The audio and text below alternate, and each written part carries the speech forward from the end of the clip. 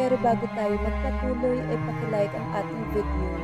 Ganun din ang subscribe button, pati na rin ang bell icon para lagi kayong updated sa mga parating ko pang mga uploads.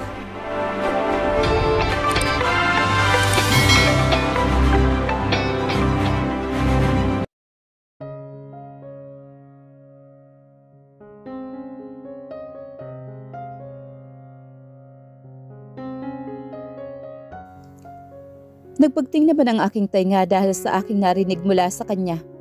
Wow, just wow. Siya pwede at ako hindi. Napakawalang hiya niya at napakakapal ng mukha niya. Sino ka para diktahan kung ano mangyayari sa buhay ko? Buhay ko to at hindi sa'yo. Si Wilma ang pakialaman mo at hindi ako. Nangangalaiti kong wika sa kanya. Tinapangan ko na ang aking loob. I am your husband. Madiin niyang sabi. Ang sarap niyang kutusan sa kanyang sinabi. Baka sakaling maalala niya na pinapirma na niya ako ng divorce papers. Naming dalawa. Malakas kong sinampal ang kanyang kamay na nakahawak sa akin. Agad naman niya akong binatawan. Sa tingin ko na nag-aapoy sa galit ang aking mga mata ngayon habang nakatingin sa kanya.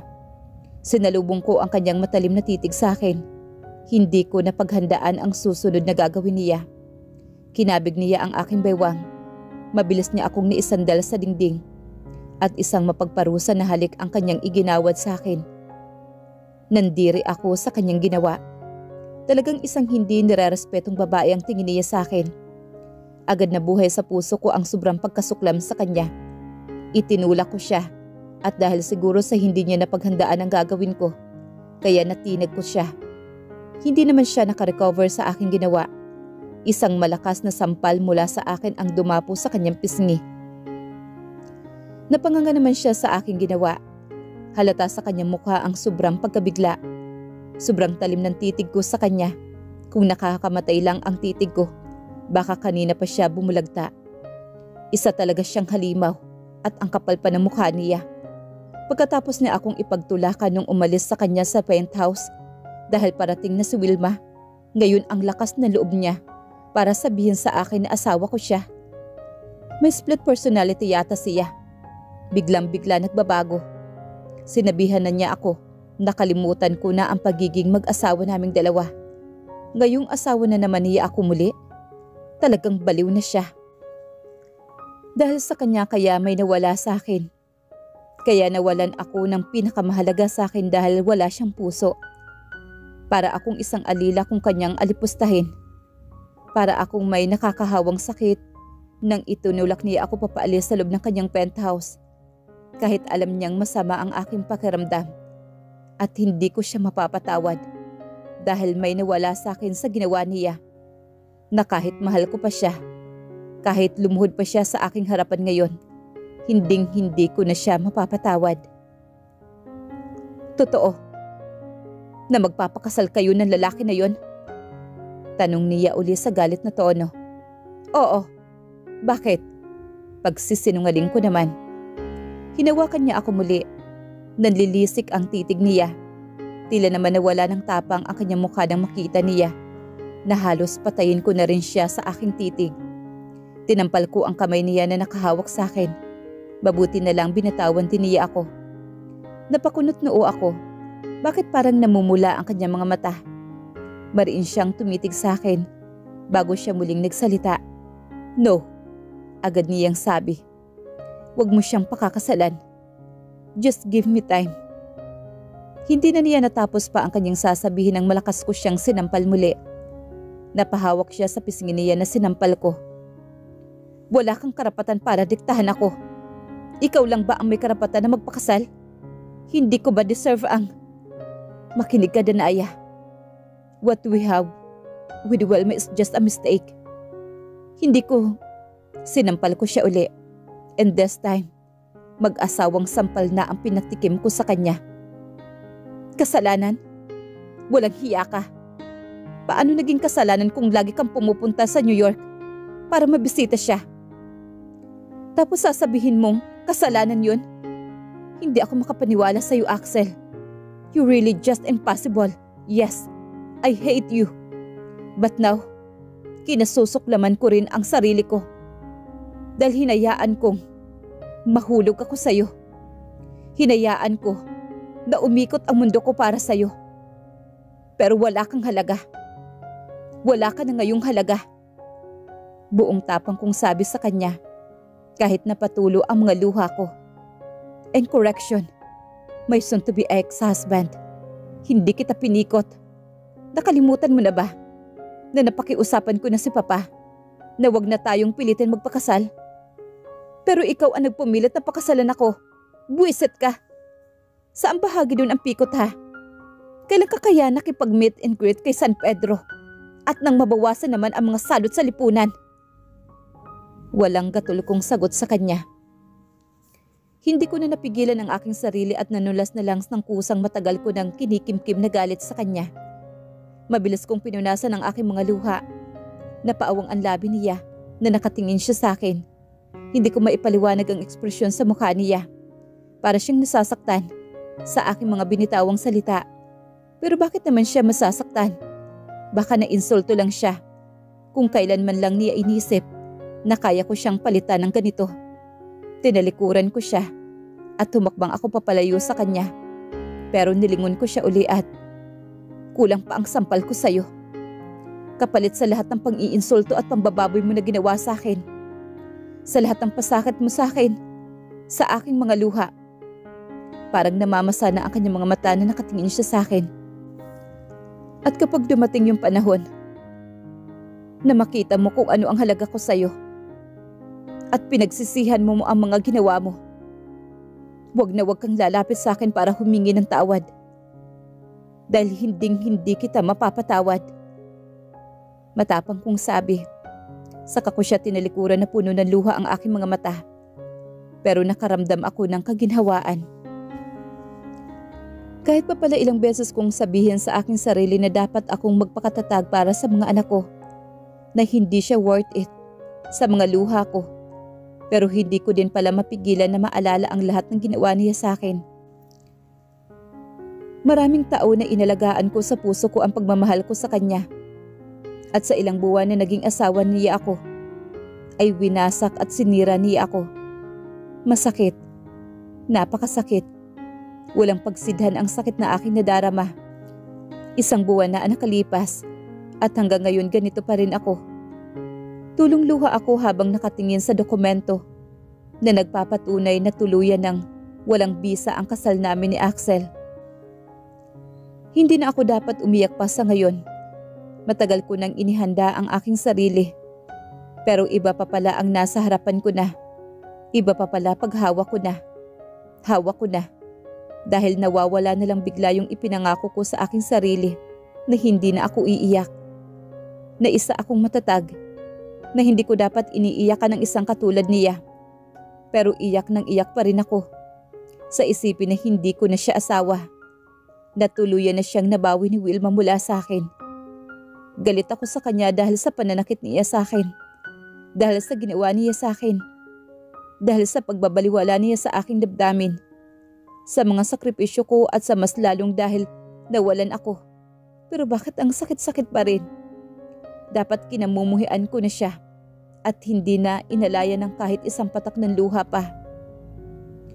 Mariing kong pinahid ang aking mga luha. Ayaw ko nang umiyak para sa kanya dahil nakakapagod na. So, tuloy na talaga ang alis mo?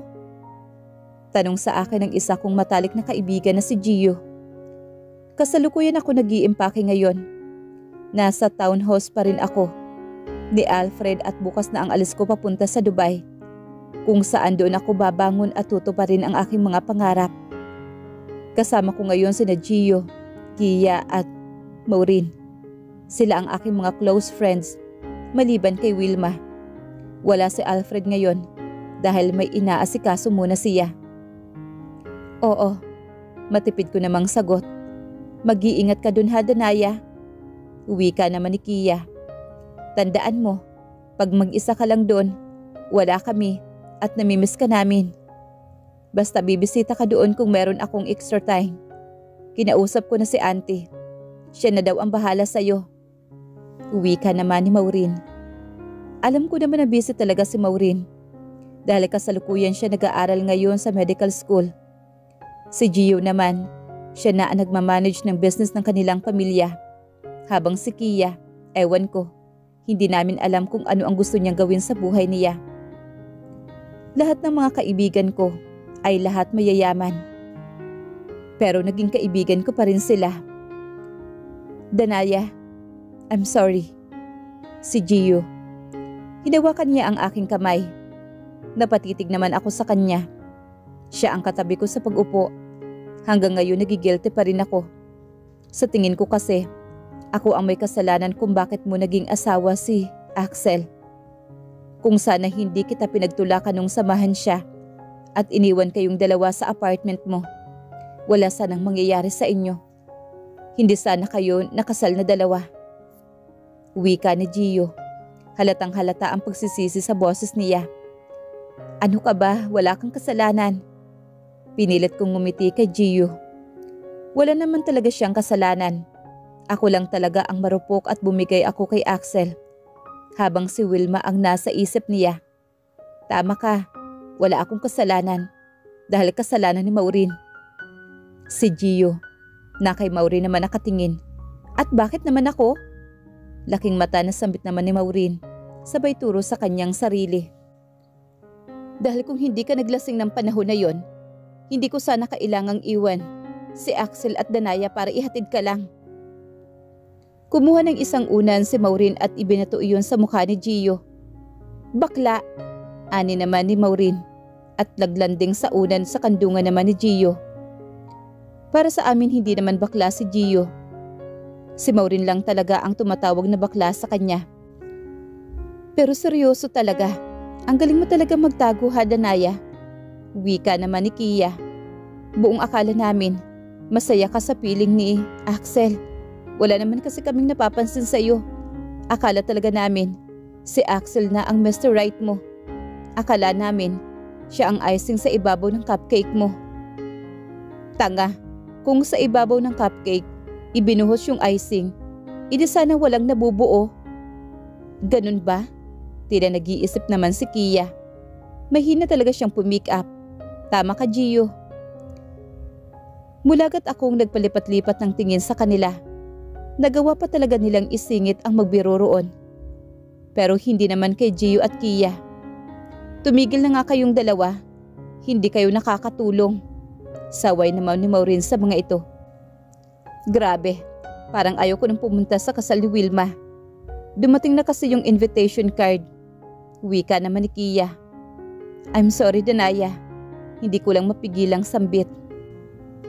Pinilit ko namang ngumiti sa kanya. Ako din.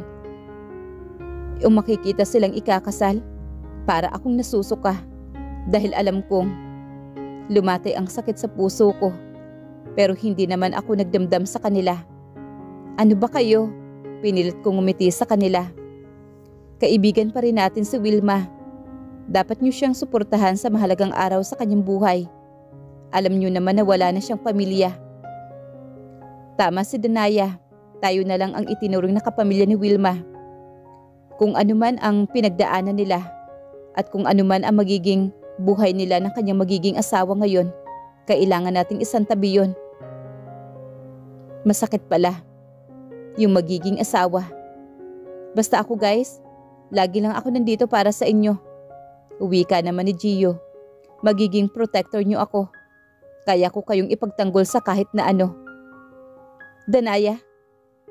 Napatigil kaming apat na malakas na pagsambit na yun sa aking pangalan. Sino yun? Kunot noon na tanong naman ni Gio.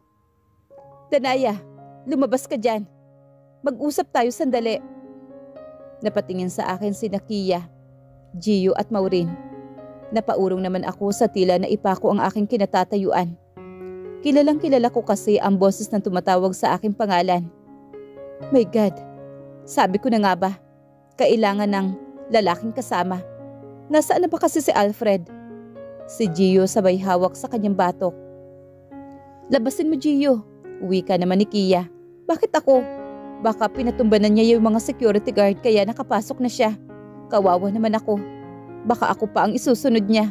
Duwag mo talaga. Wika naman ni Maureen. Sabi mo, poprotektahan mo kami. Ako na nga. Rinig na narinig pa rin namin ang pagsambit ni Axel sa pangalan ko.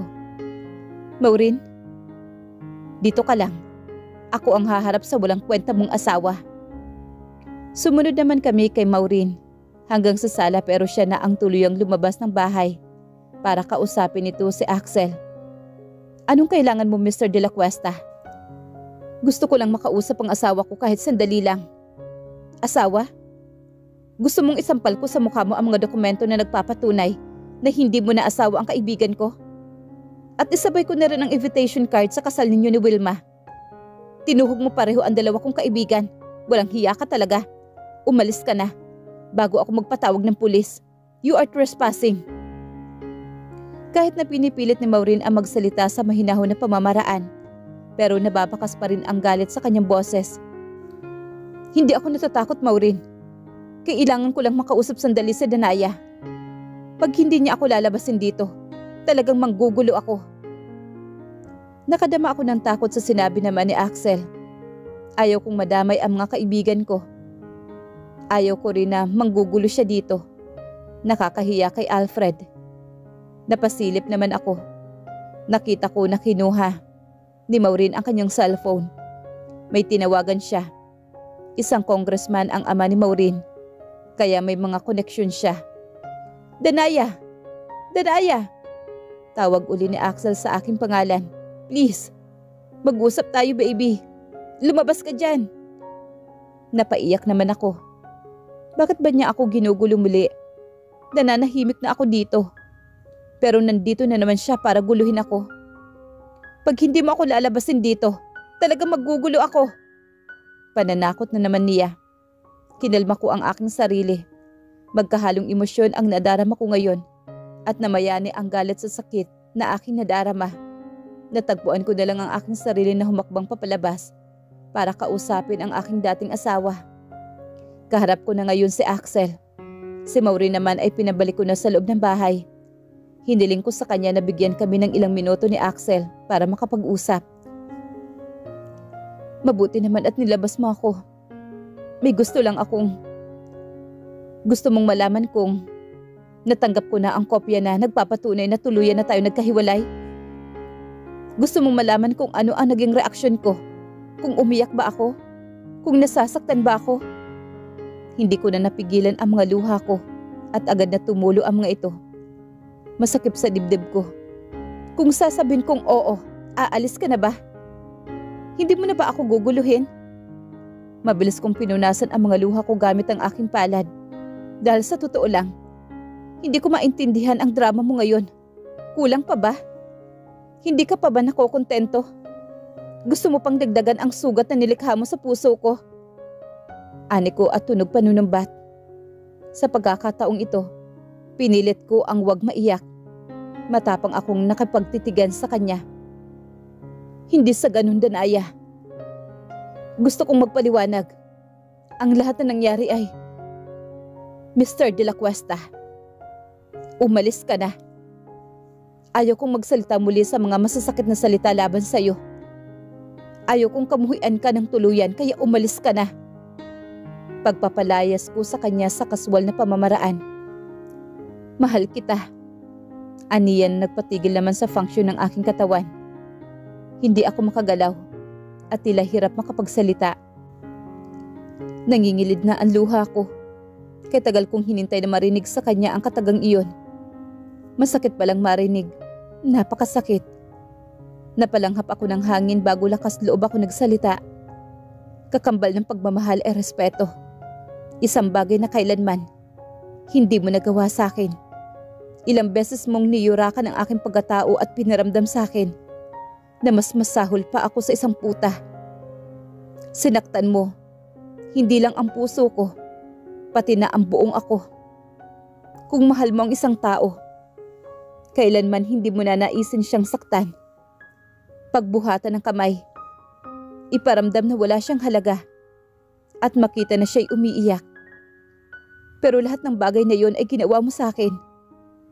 Kaya pasensya ka na kung hindi ko maintindihan yung sinasabi mong mahal mo ako. Dahil para sa akin walang katuturan yan. At walang malalim na kahulugan. Tumitig ako sa kanya mga mata. Lumalatay sa kanya mata ang hindi ko maipaliwanag na damdamin. Ano man yun, wala na ding halaga. So please, umalis ka na Mr. De La Cuesta. At huwag mong kailanmang saktan ang aking kaibigan. Dahil ilang beses mo na ring sinabi na mahal mo siya. Sana panindigan mo ang sinabi mong mahal mo si Wilma. At huwag mo nang problemahin niyang huwad na pagmamahal mo sa akin. Madiin kong sabi. Nanatili siyang nakatitig sa akin na parang hindi niya napaghandaan ang aking mga sasabihin. Na parang hindi niya alam kung ano ang kanyang magiging reaksyon. Tulad ng sabi mo, kalimutan na natin na minsan naging mag-asawa tayong dalawa. Masakit pero magaan sa pakiramdam. The world is small. At kung dumating man yung panahon na muling magkita tayo, let us pretend that we're a stranger.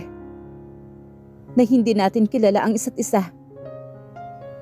Goodbye, Mr. De La Cuesta. And congratulations with your wedding. Kaswal akong ngumiti sa kanya. Hindi pa rin siya nakahuma. Sinamantala ko to. Tinalikuran ko siya. At tumakbang ako papasok ng bahay. Sakto naman at narinig ko ang tunog ng sasakyan ng mga pulis na tinawagan naman ni Maureen. Nakatitig sa akin si Maureen, Kia at Gio. Nang nasa loob na ako ng bahay, alam kong may sinasabi sila. Pero hindi ko na sila pinunapa. Dahil biglang nagdilim ang aking paningin. Ang huli kong naalala ay may sumalo sa aking katawan.